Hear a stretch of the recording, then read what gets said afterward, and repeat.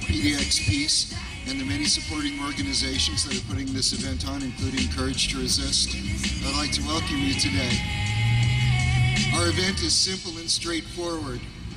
We're here to express our outrage and our courage and our resistance to what is happening in this world today and to our country today. The kind of fight, and I do mean fight, that we're involved in is such that many individuals are going to be called to sacrifice greatly in order to advance the cause of peace. Some of those people are with us today, and I would like to introduce to you one of them. First, Helga Aguayo.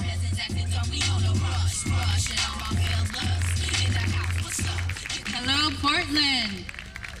How's everyone today? Ready to march? Oh, you guys can do better than that. Ready to march? That's great. My name is Helga, and I've seen some familiar faces. My husband is Agustin Aguayo.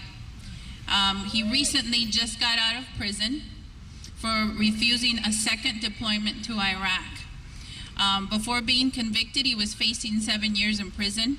He ended up serving an 8-month sentence.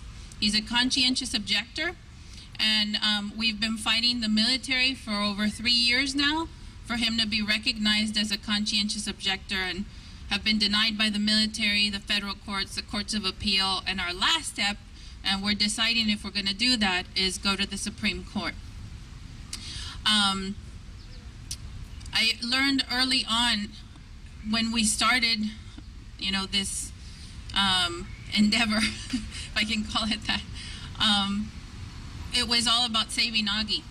But we realized really quick that it wasn't just about Augie. It's not just the Aguayo family fight. It's not just the Watada fight. It's not just the Daryl Anderson family fight. It's all our fight, because this war is wrong. All wars are wrong, and we need to stop this, plain and simple.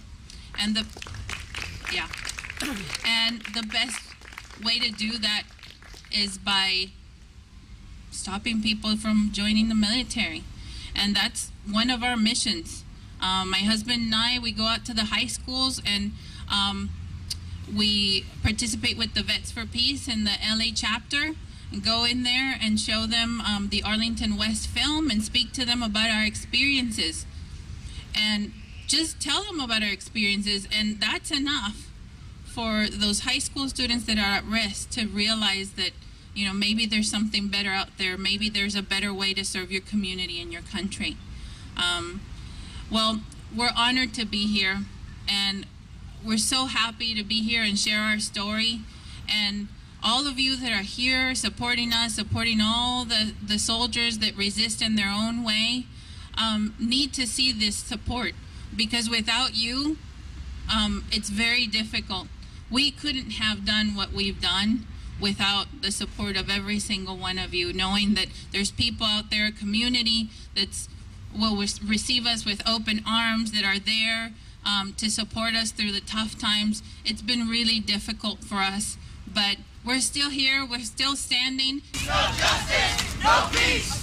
U.S. out of the Middle East, no justice, no peace. U.S. out of the Middle East, no justice, no peace.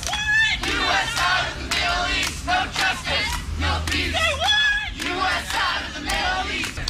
Occupation is a crime. From Iraq to Palestine. Occupation is a crime. From Iraq to Palestine. Occupation is a crime. From Iraq to Palestine. Occupation is a crime. From Iraq to Palestine. Occupation is a crime. From Iraq to Palestine. Was there one thing that caused you to do what you wanted to do and object to the war? And one thing that was bigger than any of the others? Yes. I think that would have to be the first time I saw people wounded so severely that there wasn't much. There was still pulses, but that was it. limbs destroyed, faces burned. The very first time I saw someone so severely hurt, that made me really think seriously about what was taking place there. It was our guys that got hurt that day. But soon after that, it was Iraqis and then some more of our guys. It really was so, it made no sense. We were hurting each other. And the bottom line was people dying. The problems are still there. No solutions. Yet families are being destroyed. Iraqi families, American families. So I think that was something very powerful that really changed me. Of course, before that, I had grown, had become very uncomfortable with the violent training I was being involved in daily.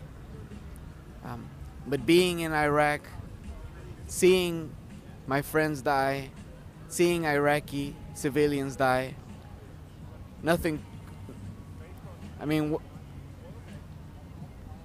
that was the reality of war for me. It's horrible consequences because empires decide to take on these endeavors in the name of good.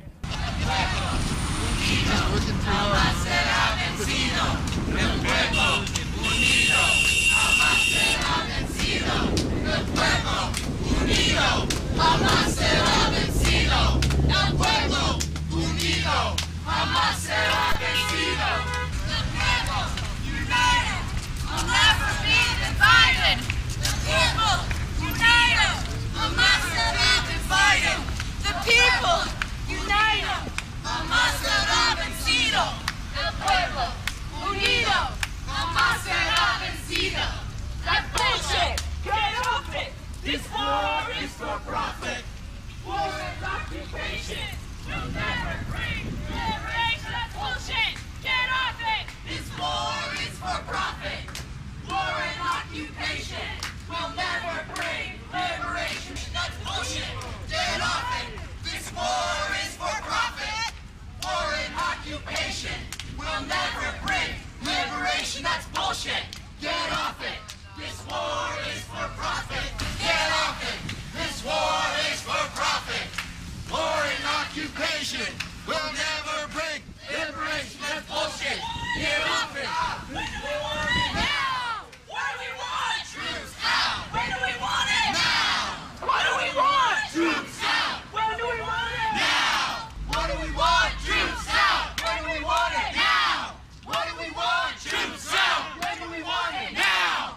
What do we want? Troops out. When do we want it? Now! What do we want? Troops out. When do we want it? Now! If you were there today and you were making your presentation to the crowd, and a young man came up and wanted to walk in and sign up, which happened at an earlier one a couple months ago, what would you tell him if you could get his ear?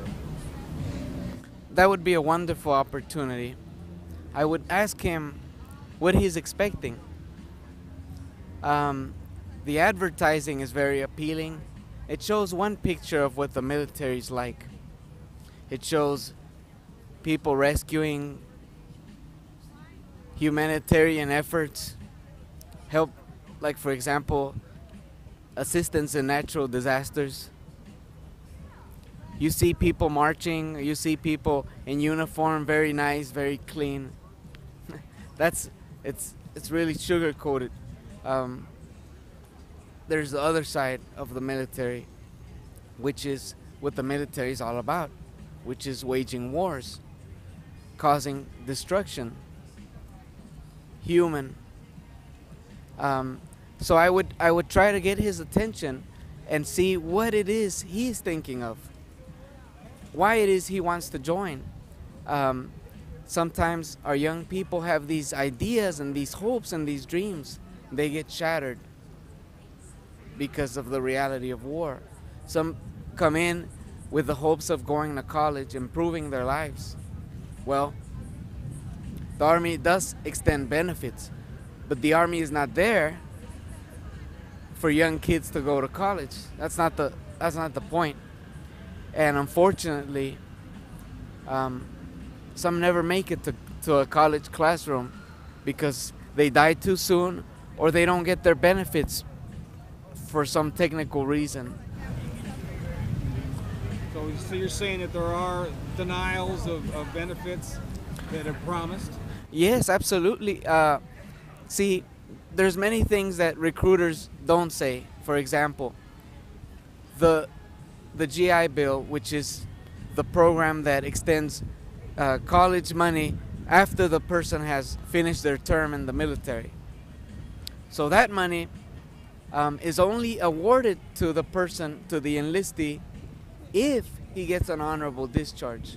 Well, there's a high percentage of people that don't get those discharges for different reasons.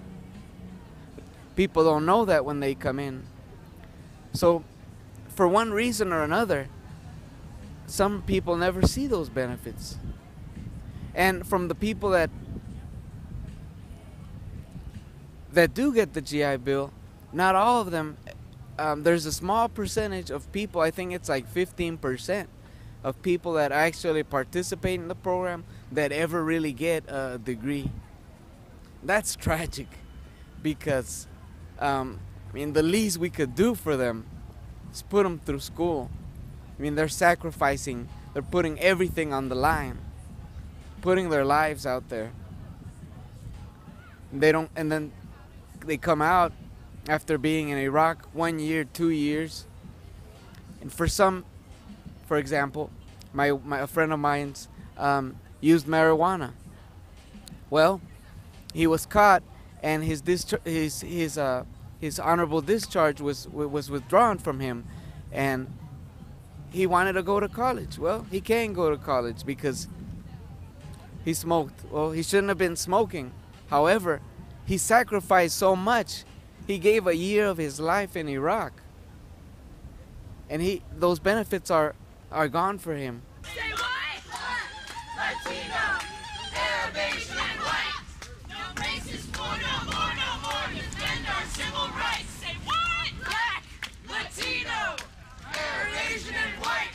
No racist, no more, defend our civil rights. Voting for jobs, change action. Not for war and occupation. Voting for jobs and education. Not for war and occupation. Voting for jobs and education. Not for war and occupation. This rally is being sponsored by a great, huge coalition of groups called pdxpeace.org. It's a pretty new organization of a coalition, and its purpose is right now, in actually several-fold, but this rally is about turning up the heat on the resistance to the military recruitment. It's about getting the word out to our fellow citizens about the things that are happening. And we need to, what we're trying to do with this is we're trying to organize our voices a little better. We've got a very large coalition of groups that is just now starting to coalesce, and so our information flow is fantastic. We've got more resources than we've ever had, and we want everybody in the community to take advantage of those resources. So we want you to go to pdxpeace.org website.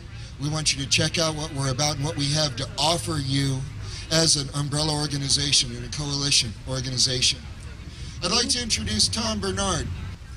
Hey, thank you. It was wonderful to see everybody out here today, man. This was like a really nice march.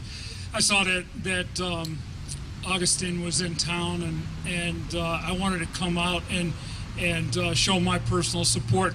I think that most of you may have seen the movie Sir No Sir, and it was a documentary film about GI resistance to the war in Vietnam and how that resistance grew over a period of years.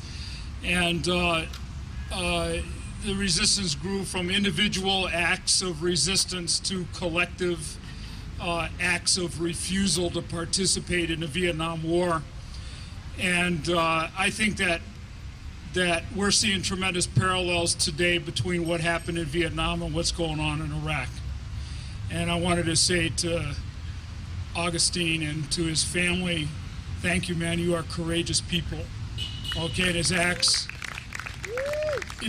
like yours, okay, that are going to give other people the courage to resist themselves and collectively.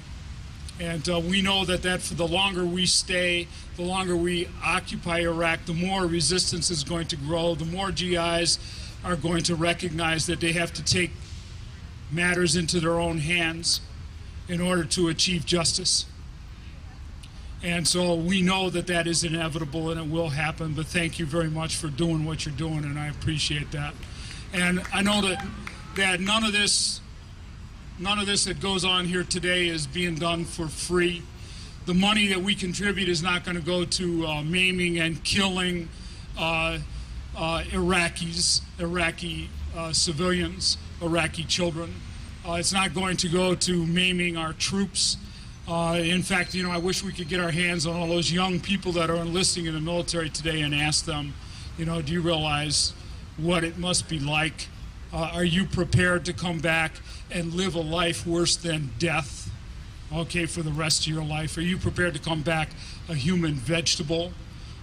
Because we know that is an outcome that is happening day after day, time after time, again and again. And it provides all the impetus in the world for us to continue this. And I just wanted to say that I know when I was in Vietnam, that it was demonstrations like this that gave us energy. Everything that we heard about gave us the courage to do what we did and what we needed to do to end that war. So we got to continue.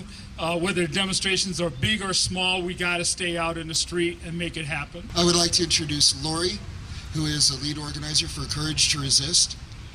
And please, Lori, come up.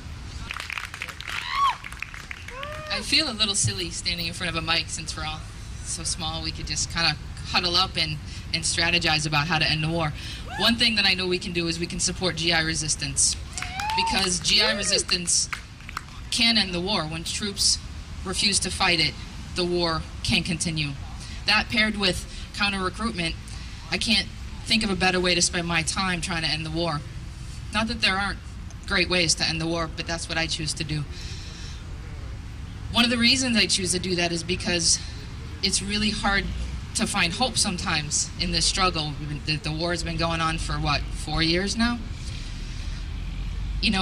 When these individuals step up in such adversity and make such a courageous stand and put everything on the line,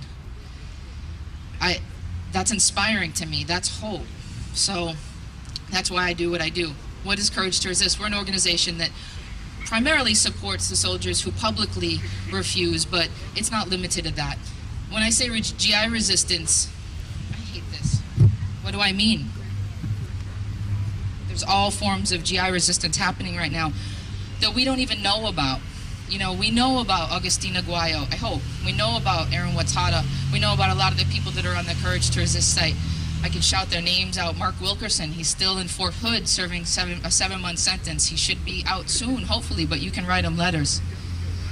There are many ways that soldiers are resisting. They're blogging, they're talking to each other, they're calling the GI Rights hotline. But what I want to know is, are we ready for more of them? Are we ready to step up to support them? Because they're putting everything on the line. They've got families. They're doing jail time. It takes money. This isn't a fun pitch, but if you want to drop more money in the bucket, it's really a challenge. It's like, are we ready to support them? Because it's growing. Iraq Veterans Against the War, their membership is increasing by the day. I don't know if people are following it, but there's a bus tour happening on the East Coast right now of combat veterans visiting bases, and they've been arrested a couple of times. There's up on, I don't know where the banner is, there's all these faces of the public resistors. There's so many more that we don't know about. But if they do choose to step up and take the same kind of stand, which isn't necessarily better, people resist in different ways, but if they do that, are we going to be there for them? It's more than going to a rally. Has anybody heard about Eli Israel? Eli is in a non-combat position right now. He's filing a conscientious objector status application, and he's okay. And in part due to the rapid response of many individuals writing to his congressperson, just the buzz happening that, like, when these soldiers do refuse, we're going to be there, right? Yes. Yeah. Are we going to be there? Yeah. So we do this work, Courage to Resist does, but it's not only our work to do. The point is that supporting GI resistance has to be a part of all of our work, because it can stop the war. So it's not just my job, it's everybody's work to take it back to their groups and make it a key part, so that when these soldiers do step up, we're going to be there. They know their families are going to be okay. You know, they're going to be able to, when they get out of jail, they're going to be supported. You know, people who have been in the military, I'm sure veterans can speak better to this than I can. I'm not a veteran myself, although I did almost join the military, but I didn't go. Not through any smart thing by me, I just got into trouble. You know, when they've been in the military 3, 4, 5 years, just because the court-martial's over and the jail sentence is done, it doesn't mean that they're out of the woods. It doesn't mean that things are over.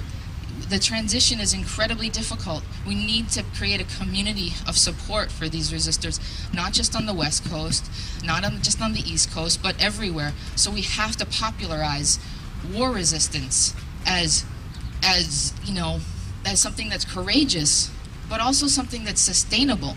You know, that when they do this, that we're going to be there for them. So I've rambled for too long. Thank you for listening to me. If you want to receive updates about resistors, I encourage you to sign up on the sign-up sheet over at the table there. We send a couple of newsletters a month. Check out the website, couragetoresist.org.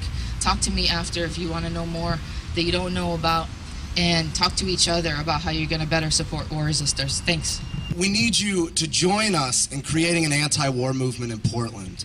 And I just really want to talk about, like, what do we mean when we say an anti-war movement? We want to build an anti-war movement. You know, I think first we have to understand what we're up against. You know, we are confronting an empire. We are confronting a massive superpower empire. Okay, that's scary. You know, it's scary. But on the other hand, since we're confronting an empire, you know, we cannot just talk about Iraq like it goes on in a vacuum. So we have to connect struggles all over the place. We have to talk about the coming war with Iran. We have to talk about the struggle for Palestine. And we have to talk about the struggles at home, too. We have to talk about immigrants' rights. We have to talk about immigrants' rights because there are over 40,000 immigrants right now fighting in Iraq.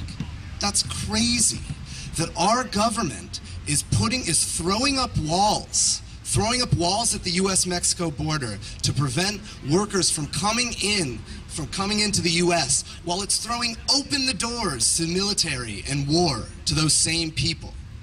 So how do we stop that hypocrisy? How do we stop this empire? It's a difficult question, but luckily, we've done it before. The American people have stopped this empire before, and the last time we did that was Vietnam, and we can learn a lot from that. What happened in Vietnam, you know, I mean, if you believe that Richard Nixon ended the war in Vietnam out of the goodness of his heart, you're reading a very misguided history book. I'll tell you that.